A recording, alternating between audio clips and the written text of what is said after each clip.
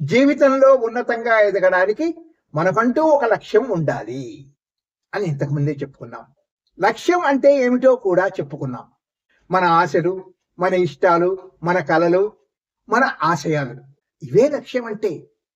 ఎవరైతే తన ఆశలు, కలలు, ఇష్టాలు, కోరికలు, ఆశయాలు నెరవేర్చుకోగలుగుతారో వాళ్ళే గొప్ప వాళ్ళు అవుతారు, గొప్ప స్థాయికి చేరుకుంటారు.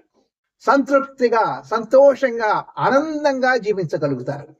ఒకసారి ఆలోచించి చూడండి. భవిష్యత్తులోకి తొంగి చూడండి. ఇంకొక 10 సంవత్సరాల తర్వాత మీరు ఎలా ఉంటారు? ఏం చేస్తుంటారు? ఆర్థికంగా ఎంత పటిష్టంగా ఉంటారు? ఏ స్థితిలో ఉంటారు? అసలు ఏ స్థితిలో ఉండాలనుకుంటున్నారు? ఊహించుకోండి. అంటే ఒక గొప్ప కల కనండి. ఉదాహరణకి ఓ పెద్ద కారులో మీరు, మీ జీవిత భాగస్వామి, ముత్యాల వంటి 2 పిల్లలు ఓ మంచి రెస్టారెంట్లో భోజనం చేస్తున్నట్లు, మీకు నచ్చిన చోట ఒక అందమైన ఇల్లు కట్టుకుంటున్నట్టు, తల్లిదండ్రులను బాగా చూసుకుంటున్నట్లు, సెలవులకు విదేశాలకు విహారాలకు పోతున్నట్టు, పిల్లలు మంచి స్కూళ్లలో చదువుకుంటున్నట్లు, డబ్బిచ్చే అన్ని సౌకర్యాలను అనుభవిస్తున్నట్లు, సమాజంలో మర్యాద, గౌరవం, హోదా, మన్నన లభిస్తున్నట్టు ఊహించుకోగలరా?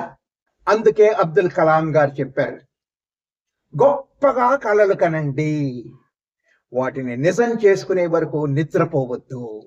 అంతకుముందే స్వామి వివేకానంద కూడా చెప్పాడు, లేవండి, మొద్దు నిద్ర వదలండి, మీ లక్ష్యాలను సాధించే వరకు ఒక్క క్షణం కూడా విశ్రాంతి తీసుకోవద్దు అని. మీ కలలే మీ లక్ష్యాలు. మామూలుగా నిద్రలో వచ్చే కలలు కాదు, నిద్ర పోనివ్వని కలలు కనండి అని అబ్దుల్ కలాం గారు మరొక సందర్భంలో చెప్పారు. అంటే మన కళ మనల్ని నిద్రపోనివ్వకూడదు, నిరంతరం తట్టి లేపుతుండాలి.